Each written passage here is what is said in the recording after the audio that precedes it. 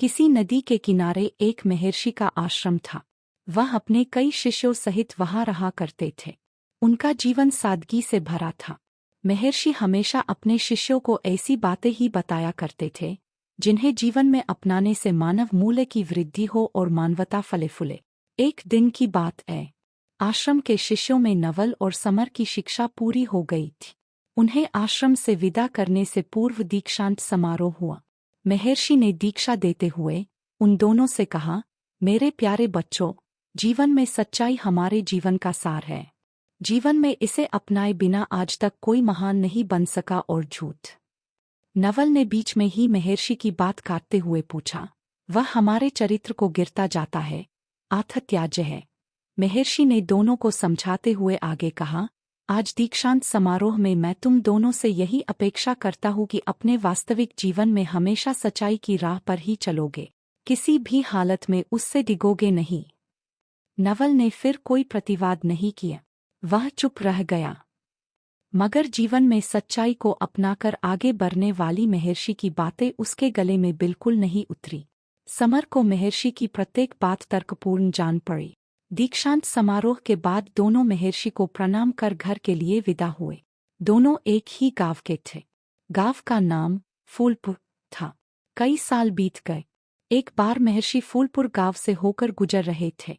अचानक उन्हें अपने शिष्यों नवल और समर की याद हो आई। उन्होंने एक ग्रामवासी से दोनों को अपने आने की सूचना भिजवाई। इस बीच वह गांव के एक मंदिर में ठहरे, जहां रंग-बिरंगे फलों के पौधे लहलहा रहे थे। खबर मिलते ही दोनों दौड़ते हुए महर्षि के समीप आए। फिर दोनों ने उनके चरण छू।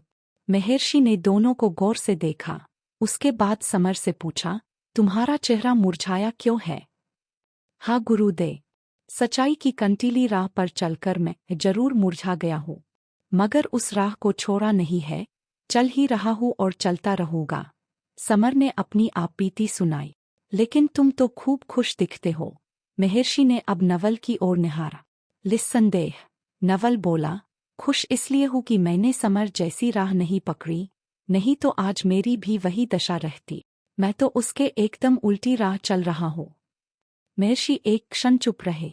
फिर उन्होंने दोनों का ध्यान मंदिर के अहाते में खिले एक फूल की ओर खींचा।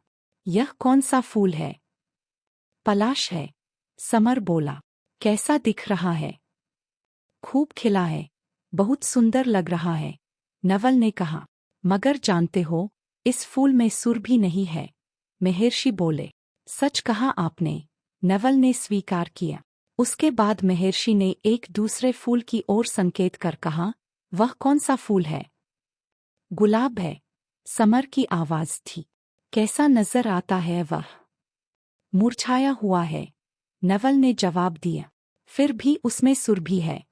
महर्षि ने अपनी बात पूरी करते हुए दोनों से आगे कहा, याद रखो, झूठ के सहारे खिलने की अपेक्षा सच से मुरझा जाना अधिक अच्छा है, क्योंकि मानव जीवन की सुर भी सच ही तो है, और सुर भी बिना जीवन व्यर्थ है। महर्षि के इस कथन ने जहां समर के मुरझाए जीवन में एक नई उमंग भर दी, वहीं नवल को भी एक नया दिशा बोध देते हुए अपनी भूल सुधारने के लिए प्रेरणा भी प्रदान की। कहानी से सीख। सच्चाई की राह पर चलना हमेशा कठिन हो सकता है, लेकिन यह जीवन को सार्थक और सुरभित बनाता है। झूठ के सहारे जीने से बेहतर है सच्चाई के साथ मुरझा जाना, क्योंकि यही हमारे जीवन की असली सुंदरता है।